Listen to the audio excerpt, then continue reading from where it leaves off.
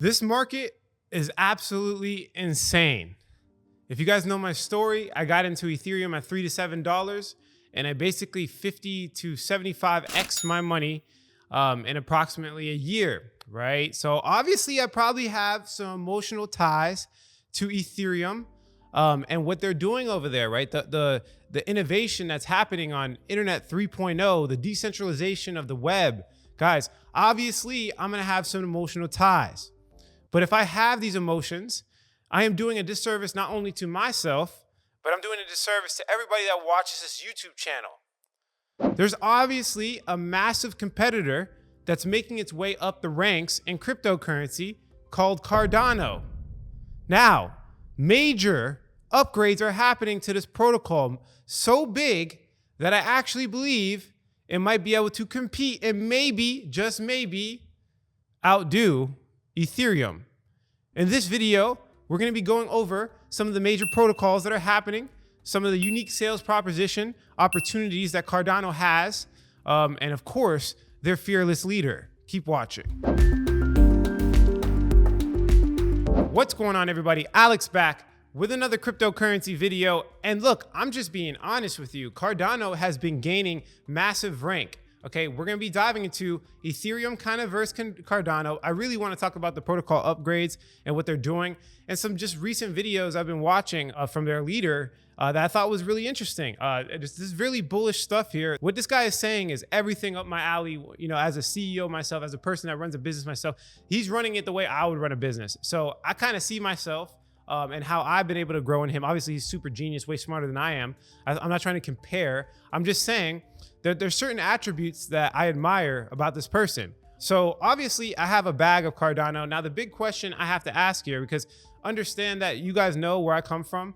I'm in the altcoins, right? I'm with the speculation. I'm with the gains. I'm with, low-level DeFi, low market cap altcoins to make some money because I've made too much money off of this. But I'm also a realist, being that most of these coins don't really have real utilization in comparison to benchmark products like in traditional finance. Like, we're not really seeing anything close, right? If you were to actually put real fundamental analysis that you would take from like traditional finance or traditional business structures and apply it to any of these blockchains, pretty much the only one that has a real use case is Bitcoin. I wouldn't even put Ethereum in the same category. Regardless of if you believe me on this or not, guys, this is the truth. I've been talking to too many people that are way smarter than me that agree with what I have to say, but that doesn't mean it can't change, right? It doesn't mean that the way we look at fundamentals can't change. It doesn't mean that these projects cannot emerge into something that the world is going to use on a massive scale.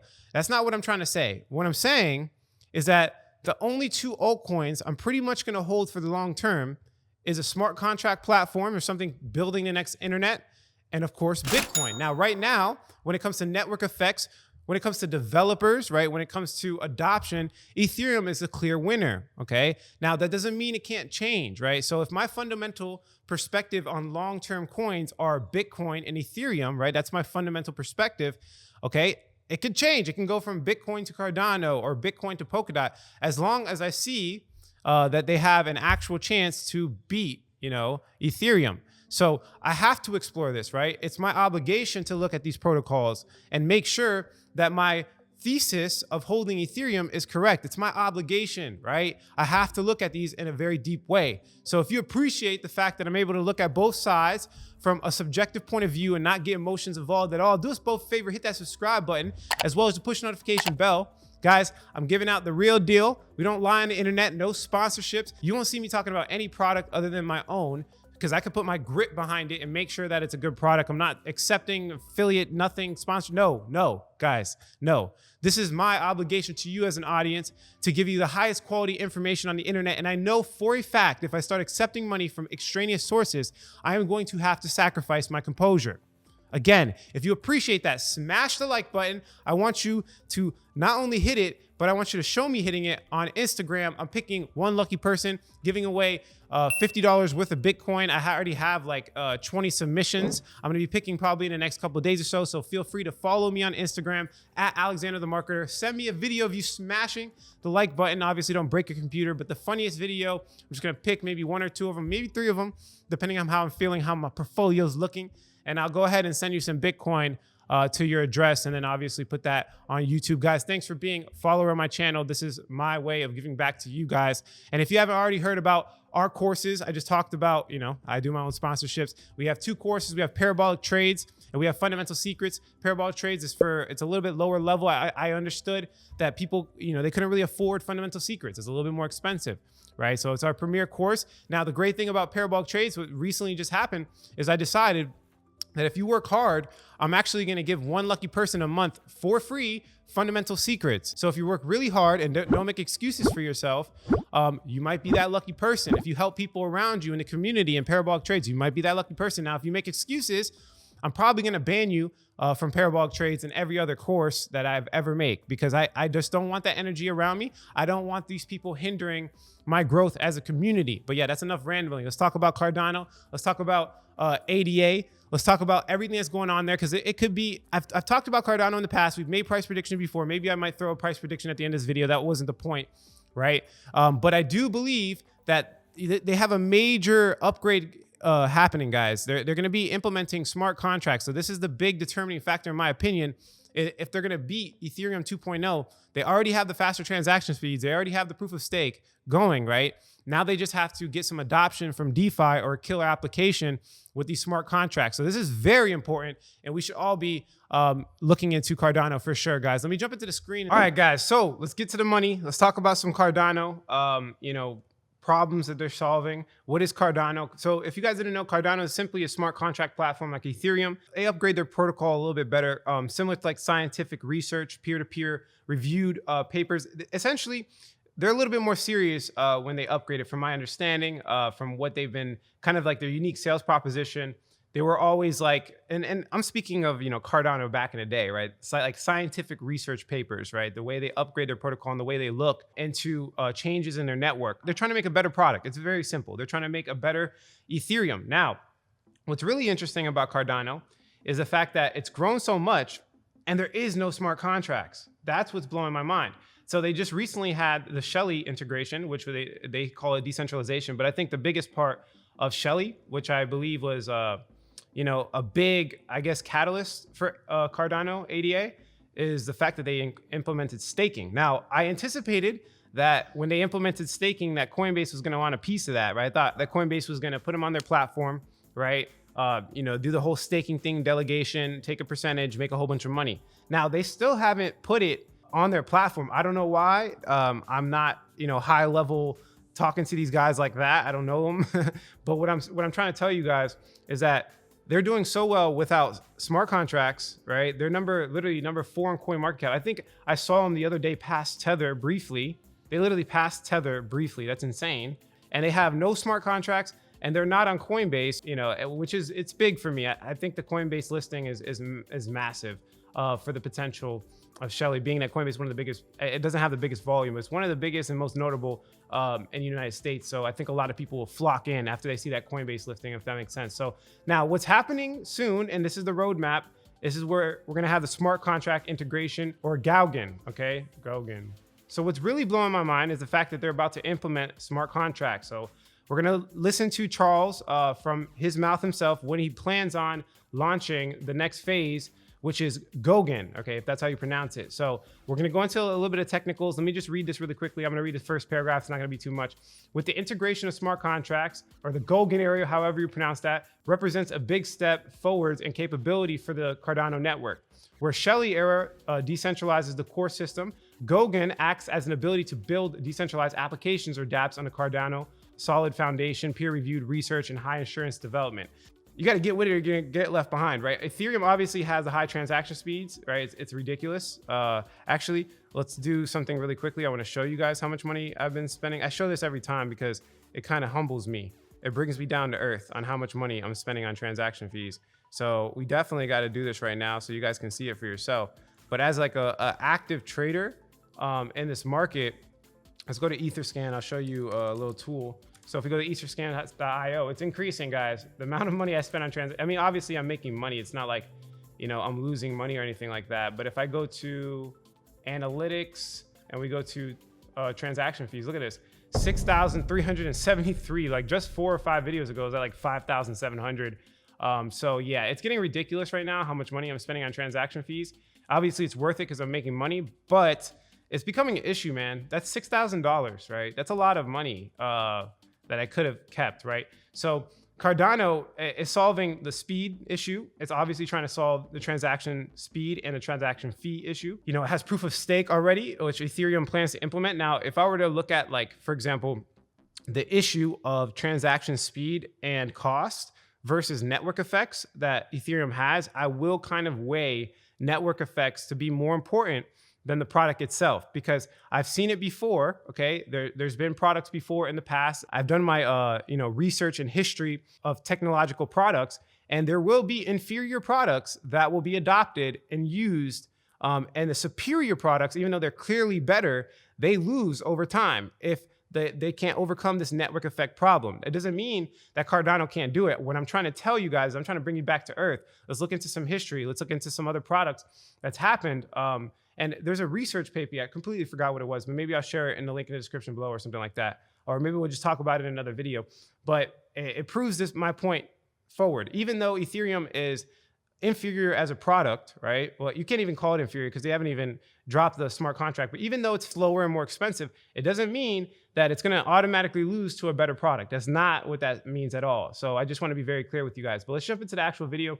Now, the original reason I thought Cardano was going to moon, I mean, it did, right? I talked about Cardano in the past. We made some money, right? And it's obviously been doing well recently. So it did, do really well. But I could have sworn we're going to get some type of listing. So let's listen to this from Charles himself about, a Coinbase listing and the potentials. Now, this is a little bit old, but it's still worth listening to. So I'm going to just throw my headphones on here.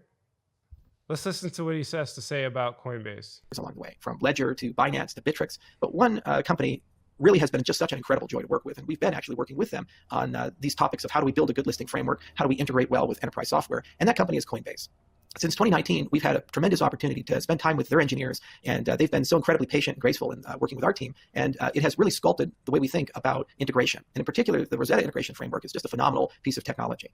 So in the process of that relationship, we would love to announce that Coinbase is going to become the custodian of IO Global's ADA. And our hope is that Coinbase can be the custodian of preference for many institutional holders of ADA and other people who have large amounts, because we have a strong belief in the safety, security, and competency of that organization. I've been in the space long enough to see things like Mt. Gox. And I've been in space long enough to see every single year numerous exchange problems occur. And it's refreshing to see that there is an organization that deeply cares about security, deeply cares about quality experiences, and really does give people the time of day to work with them. And what's so exciting about this relationship is that it is our belief that as the use and utility of Cardano increases, they're a phenomenal organization to work with to kind of imagine how we need to evolve our software and evolve capabilities, especially as we enter into the staking market and we have other things like voting on chain and so forth. You're going to have a fundamentally different way of doing things. It turns out that there's a much more diverse crowd of people in 2020 than there was in 2011 when I joined the cryptocurrency space. And because of that diversity, they have very different business needs, technical needs, and it's great to see elite organizations like Coinbase be able to provide those services to people. And so we're really excited to see where this relationship goes as the use and utility of Cardano increases, and we're really happy. Okay, so they're currently not on Coinbase or Coinbase Pro. I don't know about custodial services, but I know for a fact that they don't have the liquidity. Obviously, you can see here Coinbase is not on this list at all. So that can be a very big potential news piece that can drive the price of Cardano parabolic. So that's definitely something that could be a catalyst in the future that I wouldn't mind betting on, considering it's a top, 5 project, right? It's literally top 5. Like, how could you feel uncomfortable putting your money in a top 5? I think it's top 4 right now, when some of these guys are getting into these lower level crazy protocols, right? So yeah, it's definitely something I wouldn't mind betting on. Let me take these headphones off. So if we jump into this a little bit deeper, right? Now we're gonna watch this towards the end of the video. I'm not gonna waste your time right now. I'll go into some protocol, but I think this is one of the biggest reasons that's kind of motivating. This guy's crazy, man. He really, I think, has it the right way. I think he understands how life works, and I think he's going to build this business reflectant of that. And I think that's just a huge one for me. He's just a little bit more outgoing, a little bit better as a CEO, in my personal opinion, at running his company from what I'm seeing, than Vitalik Buterin. He's just younger. Vitalik's so much younger, right? So remember, this guy worked on the Bitcoin since 2003. He's worked on the Ethereum Foundation. He's been a part of that team.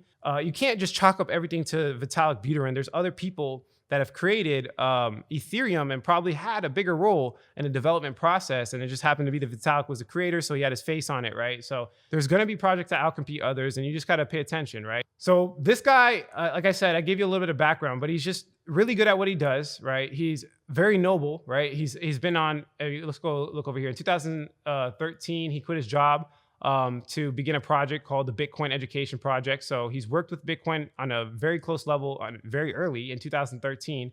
He joined the Ethereum Foundation, right, with Vitalik Buterin. He devoted significant time to the project and realized it was going to be big, and obviously it was big, right? Now he's jumping into Cardano, full-fledged, spearheading Cardano. What's going on there, right? So the big piece of news is, the Galgan release, right? If that's how you pronounce it. I know I'm probably butchering this like in every way, shape, or form. But like, let's watch it from that. I don't like talking too much, right? I like giving you guys the information. The point of this channel is not to like just listen to everything I say and follow me like sheep. I'm trying to make you guys into leaders. So I'm just going to show you what I do. Let's watch it together. Let's look at exactly what he's saying, right? He says it here. When are they going to release it, right? What is the exact date, which is actually coming up soon, or at least that's what he says. He's saying Q2, but let's look at it. I'm going to fast forward. Sir, when are we implementing Gogan? Approximate dates, please. February is the first, the second of the 3 HFC events. Then shortly thereafter, the Plutus DevNet is going to be running. We're going to beat the hell out of it. There's a lot of stuff that we have to benchmark and test. And then we also have to make sure all of our partners, the exchange partners, other people are happy because it's such a significant upgrade. It's actually the same in terms of significance to the network that Shelley was. Shelley's perhaps a little larger because you're going from one consensus mechanism to another and you're putting the upgrade system in. But remember, Gogan is physically changing the way every transaction in the entire system works because you're going to the extended UTXO model and you have accompanying Plutus scripts. So there's a lot of infrastructure that has to be carefully tested. So the next HFC event will take place in Q2, but it's hard to say if it's early Q2 or later in Q2, and that's going to be dependent not just on us, but actually on the infrastructure as well. But getting the multi-asset in gets most of the foundations, the remaining foundations in, and then it's just making sure we put this in. The attack surface with Cardano goes up massively because you go from a collection of predefined scripts to anything anybody can program. Okay, so it's super important that everything we think is true as we turn on that capability. So our last chance to make sure that that's okay is during that Plutus DevNet. So we are going to be beating the hell out of it. And there are so many scenarios we're running and so forth. So there you go. Yeah, there you go. Is the Treasury There's your answer. So essentially he's saying like, beginning towards the end of Q2, he's saying Q2. Now, if I were to like actually guess, it's probably going to be the end of Q2, beginning of Q3, because I mean, typically just, CEOs have a bad time frame or a perception of time frame. I think there's going to be a lot of problems that are going to arise for him. So it's probably going to be a little bit more prolonged. I mean, it just depends on how they want to time it, right? It depends on how serious they are about it. But from what I've seen with these guys, are very serious, right? Academic peer-reviewed research papers, right? So they're probably going to take a little bit longer, which is okay. And, that's a big, big catalyst, guys. That's like, you put your money down on this and as soon as this news comes out with Coinbase, and as soon as this news comes out that they're implementing smart contracts, right, there's a good chance they can take a lot of market cap from Ethereum and Polkadot and other ecosystems or Binance chain, right? Obviously, again, they are top 4 and they do not have smart contract capabilities, guys. This is where the product really launches, right? I want you guys to really understand what's going on here. It's a little bit undervalued. It's definitely undervalued, even though it's top 4. So it's really important. Now, before I jump into the last part of the video, which really kind of motivated me to make this one with how this guy is. I mean, he's just relentless, right? I really want you guys to watch what he's saying here because it's kind of how I run my business, right? So before we jump into that, let's look at, Ethereum versus Bitcoin. So this is the ADA price, right? So we have an ADA price right here against USD. Let's look at it versus Bitcoin. Let's look at it versus Ethereum. Let's look at some of the market conditions. I think it's important. And let me just show you exactly what I did. The fib retracement line, all I did was find the all-time low versus the all-time high, right? You can see that we have a little bit of jump if we're looking at this 1.68, right? So we still have like a little 56% jump, which is massive, right? Obviously it's top 5 or it's top 4, top 5, whatever you want to call it, cryptocurrency. So I feel comfortable putting massive amounts of money in there. So a 50% jump for me is phenomenal. It's bounds and leaps in my portfolio, guys. That's like, it's really, really good, especially with massive amounts of money. So we still have obviously some growth potential. We're not even at its all-time high. If we look at, for example, in comparison to its all-time high, how much we have to grow, we still have, again, like a 56% growth, as you can see right there. So yeah, a lot of room to grow, guys. It's asymmetrical for me still, Cardano.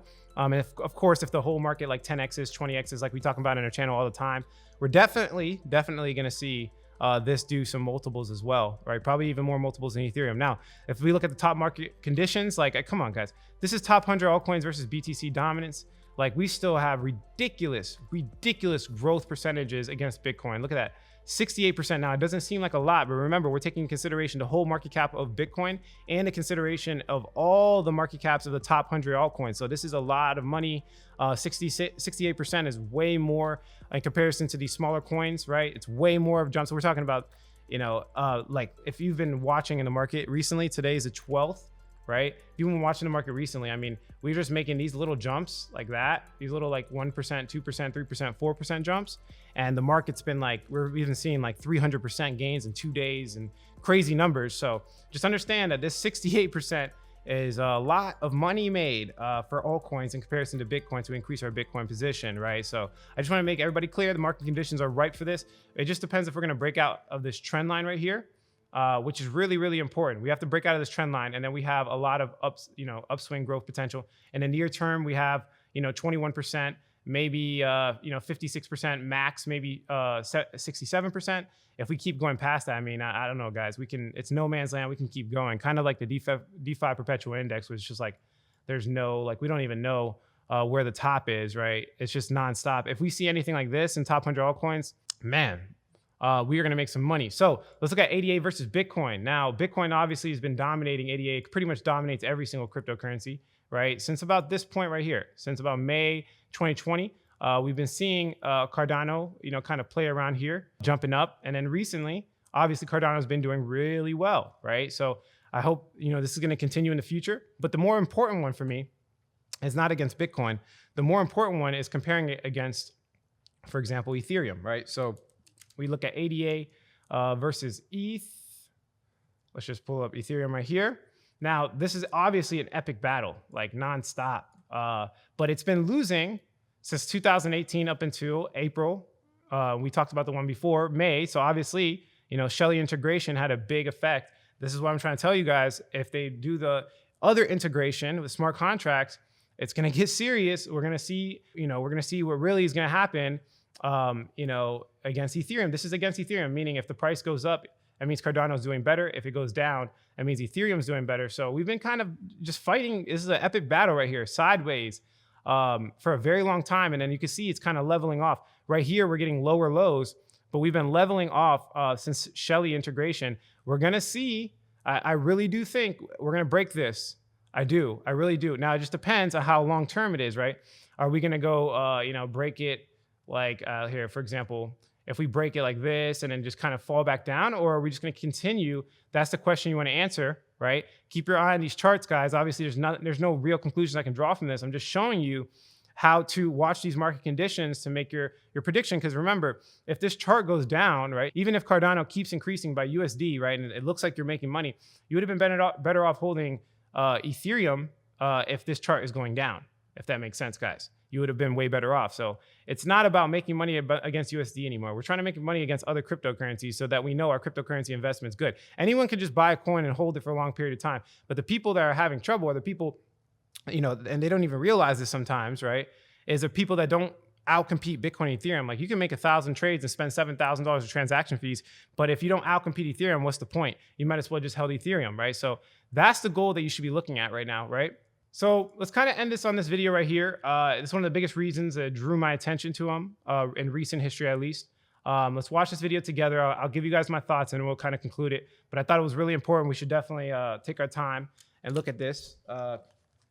This guy knows what he's doing. Here's a follow-up, right? With all due respect, this doesn't make any sense. There's nothing wrong about wanting to buy ADA in order to make money long-term. Sure, go ahead. Why do you make it sound so bad? Because it's not what I focus on. It's not what I think about. I couldn't care less.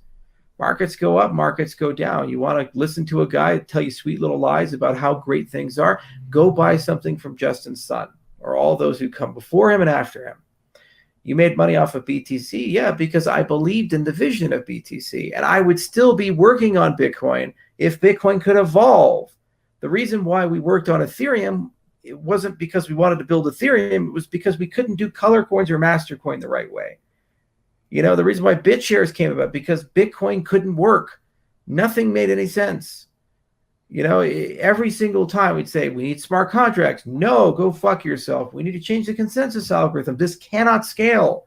No, go fuck yourself. Bitcoin uses 87 terawatts of power. 87 terawatts. That's more than Belgium at this point. And as the price goes up, it uses more. It never goes down, ever. So it gets more and more centralized, and the mining operations get more and more vertically integrated, more and more private, more and more subsidized power. That system is not sustainable. It can't be by design. These are known problems, and the cult of Bitcoin can't admit these known problems. So those of us who knew they were known problems conducted an exodus, and we went into the altcoin space and started building alternative experiments because we want the promise of the ecosystem to exist. We would like people to be their own banks. We would like people to be in charge of their own data and their identity, because when they're not, they get deplatformed and they get compromised. We would like people to be their own payment system and to get rid of SWIFT and BIS and these types of things. That is the goal. That's why we do what we do. That's why we build what we build. That's why we go where we go. Not because it was all about making money. No, no, no. It's a lot easier to just buy and hold Bitcoin. Great. But then what have you accomplished? What have you done with your life? You've gotten money, but does your money even mean anything? Imagine the farmers in Zimbabwe, right when Mugabe took over, and the currency still had some value to it. And let's say you want to retire, so you sell all your land and you get a bunch of the local currency. 10 years later, you can't even buy a sandwich with it because the currency collapsed. If your life goal is avarice and you're chasing things, not ideas, you're chasing wealth and you're chasing power, not relationships and experiences and principles and aiding your fellow man, then at the end of the day, you may achieve for a short period of time wealth and power, but you will not achieve happiness in life. You just won't.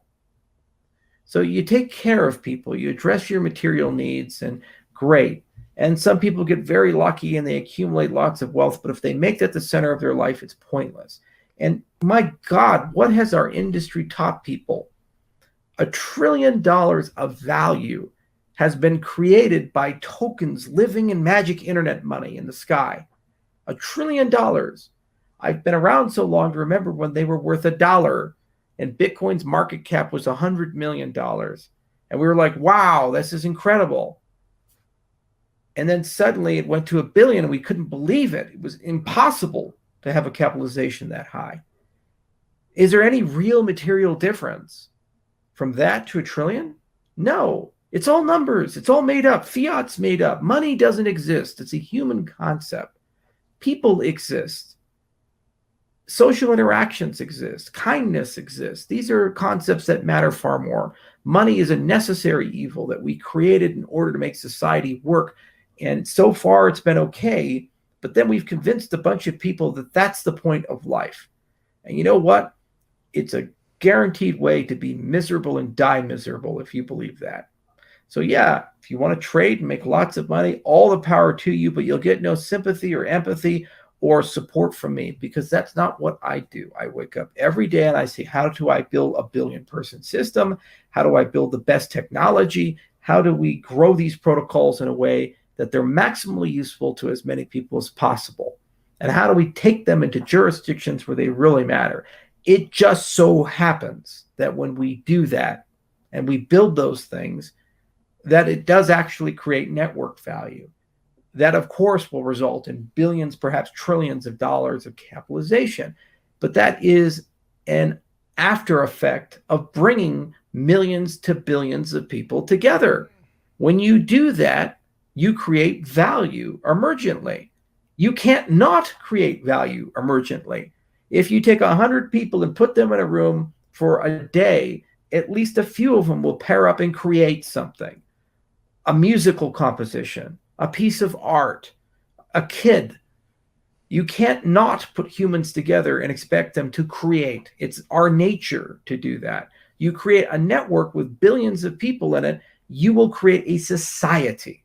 And if you embed within that network principles and values that transcend the ones we have in the legacy systems, The society that you create is infinitely better and wiser and more just than the society that you came from. So yes, you can make money and go back into the fiat world and live very well. Congratulations. It's not the point that I worry about, but it's an open protocol. And your mileage may vary. Do whatever you want to do, and plenty of millionaires have been created. Cardano was started on 72 million. Every person who played that game, they got to 11 billion if they stayed. They did fine. A lot of them are still here, and they don't care because they love the philosophy. Some aren't. It's up to you, and you make those decisions in life. I've made my decision. Which one's better? Well, I'm happy. I love my life. So yeah, guys, I mean, you get the point here. Obviously, focusing on money was never the goal. It's never, it's about helping the fellow man, like he says. And that directly aligns with my principles. But yeah, that concludes this video, guys. If you like the quality of this content, hit like. If you don't, leave some constructive criticism. Subscribe for more video updates. And like I always say, if you don't get with this technology, you will get left behind. Thanks for watching this video, guys. Catch you in the next one.